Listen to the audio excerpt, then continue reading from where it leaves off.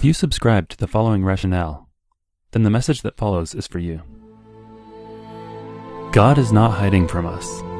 We are separated because of sin. Christianity is not about simply believing God exists. God cannot have sin in His presence. If we have the stain of sin when we cross into eternity, God has to punish the sin, and the soul with it. That punishment is called hell. God made a way to have that sin removed. Jesus Christ, God manifest in the flesh to restore the relationship He desires to have with His creation. That statement is copied almost verbatim from a comment that was recently posted in one of my videos. I really like this comment because it succinctly describes what many Christians believe regarding the apparent absence of a God. To the believer, this logic is sound. It beautifully reaffirms what you already want to believe. But please know that this only bears any resemblance to a sound thought process if you have already been indoctrinated into Christianity. That is, if you already believe, then this serves as a nice way to back into your belief system. Now, put yourself in the shoes of a non-believer, or even in the shoes of someone who believes in a different religion. With that mindset, I invite you to pause the video and read the statement again.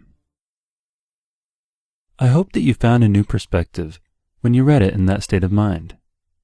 But if not, then allow me to share how it comes across to me.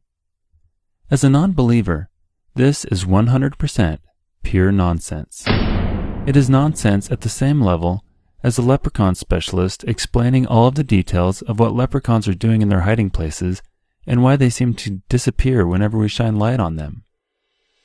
But besides being nonsense, this statement is riddled with issues. Do we really have an omnipotent being who created everything, but is not capable of intermixing with His beloved creation?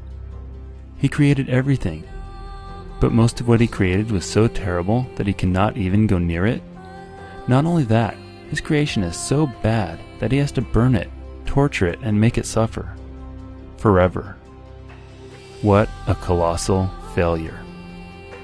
And what was it that sprang from His massive, glorious creation that caused all of this? It was two naive little humans who managed to ruin everything on behalf of humanity and the rest of the animal kingdom. And what did they do that was so bad that they damned all living creatures on the planet? They disobeyed God's command to refrain from seeking knowledge.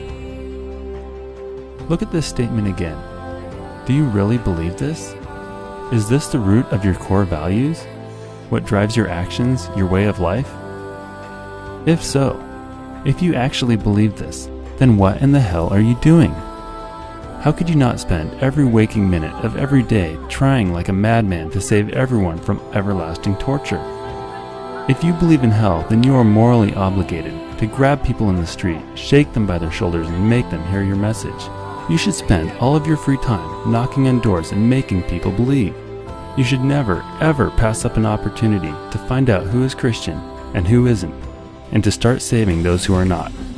This includes everyone, regardless of the short-term earthly consequences. Your neighbors, your parents, all of your friends, your boss, your customers.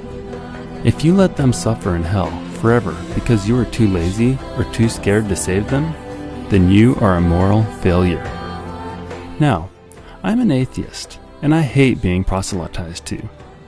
So I say all of this at the risk of having more Christians pushing their beliefs in my face in the most obnoxious way.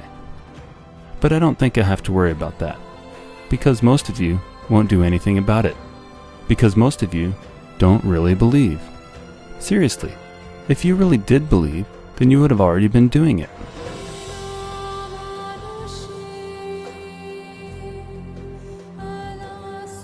His name is Magnus Skarfedensson, Iceland's foremost expert on all things hidden.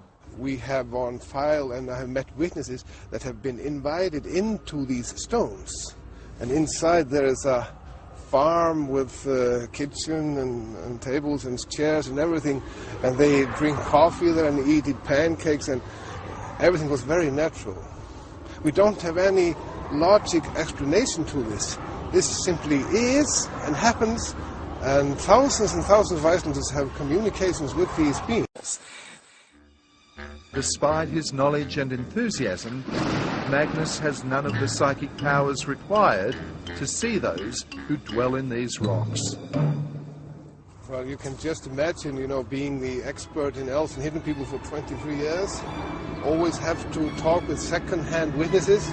I would give a fortune to have been able to knock on the door and be let in